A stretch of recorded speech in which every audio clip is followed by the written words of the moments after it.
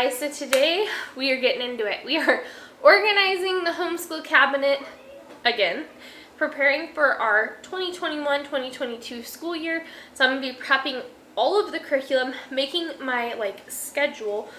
We don't actually stick to it to 100%, but it's just kind of like an idea of what needs to be done every day, and make sure that I have all the resources lined up so that first day of school is hopefully as smooth as one can possibly expect it to be after 2 months of summer vacation.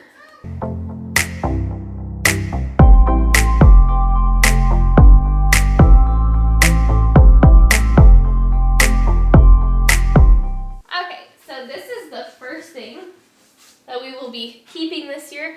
This is my tutor board for our CC community, but also will be used to place the information my kids need to learn this year on this board for each weekly subject.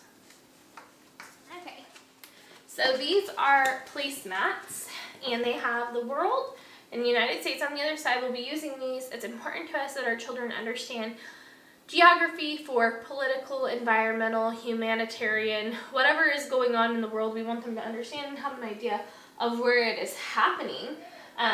It's really important that they know. So we're going to do that. There's one for me and one for each of the kids. And while Madeline is a baby and she won't really understand, it's still important that she orients herself with a map and understands what we're doing by the time she gets to that age. Time to shuffle through the rest of this.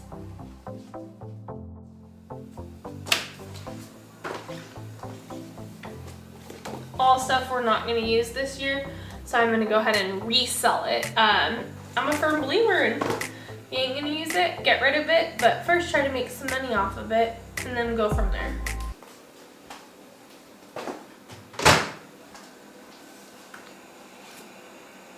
These are our reader journals that I would like to introduce this year. We'll see how they go. It's a new one for us.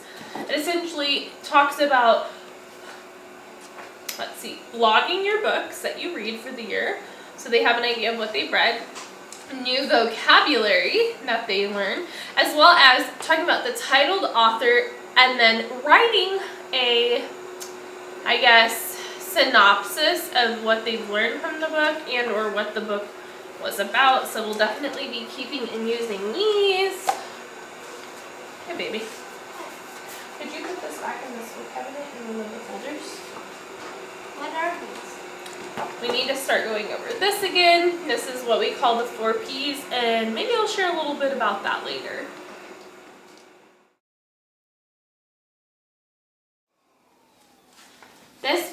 We're going to be doing a lot of nature study this year, studying plants, seeds, animals, their lifestyles, their classification.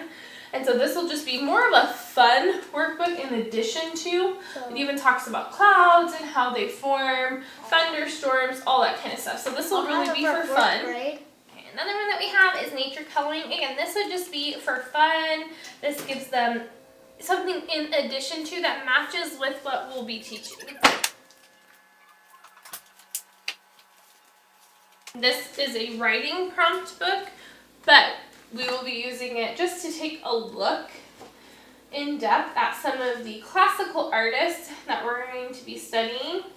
And it also has some just fun little creative writing prompts. So as your child really gets into that first, second grade age range, depending on the curriculum you use, you will start to see them implement a freestyle writing up a story about you going to the mountains when it was freezing cold, but then the sun came out and you found a bear eating berries.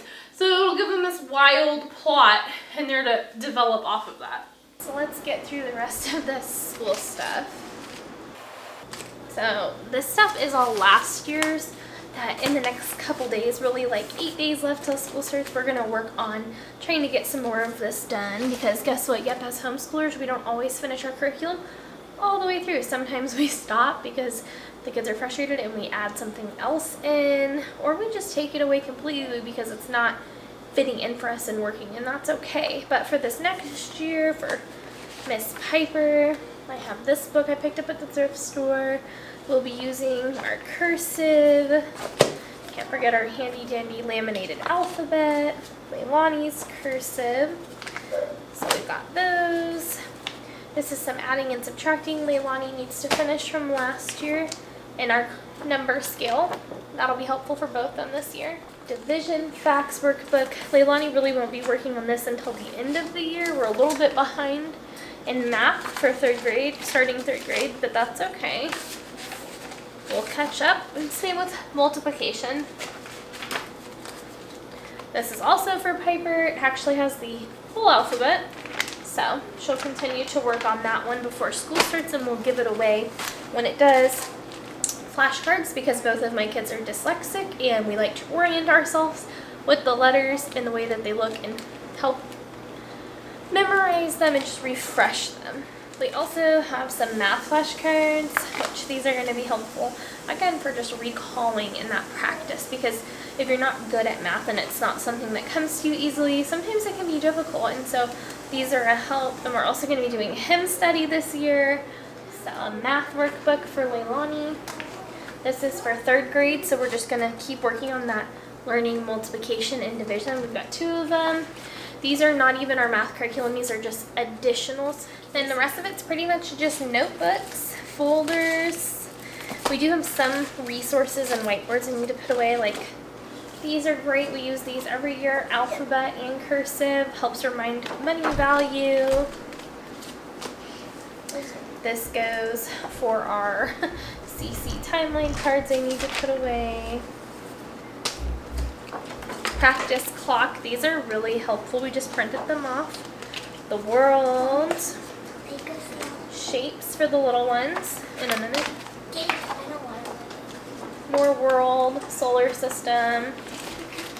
Periodic table of elements, also body part sheets. Those will all be resources we use. These are some sheets that we use. We put paper in them and then they can trace over them.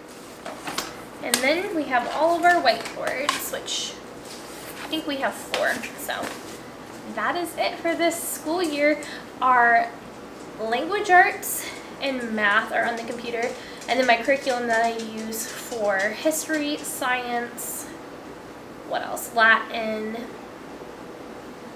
and geography, those are all in our school bucket for our co-op since I'll be tutoring this year. So I have those already all put aside, but those don't really require a lot of additionals, as I would call it with workbooks. It's a lot of like, this is the assignment for the day, let's go over it, let's expand on it by videos, read aloud books that would have more information on them, and then re-practicing those art and science experiments that are in there. So that is all for today. That is pretty much what we'll be using for the core curriculum. We have tons of arts and crafts supplies, and we will probably film a lot of what we're doing for arts and crafts this year, and we are really looking forward to that because there's a lot of joy in what we're learning this year. And our kids in their co-op day will practice, let's say, painting Starry Night, and then we will go home and we'll practice it some more and more, and they'll build those skills up in what they do, and it really ends up being to where they start at a very minimal level, and by the end of the year they have a huge amount of experience, and those basic tips and tricks that they've learned have helped them to grow. So we will see you next time. Please consider subscribing. Don't forget to give this video a like if you did like it. We definitely appreciate that feedback, and please, if you have any comments on what you do for school that makes your school year easier when it comes to planning and organizing, let me know. I dropped the ball this year. Typically I would be ready to go like a month or 2 in advance, and we had a really busy summer and just let it get way crazy out of hand. So if you have tips on staying organized, I would love to hear them, because this year I was not as well put together as I would have liked to be, but I am definitely open to those suggestions that help make your life run more smoothly. So we'll see you guys next time. Bye.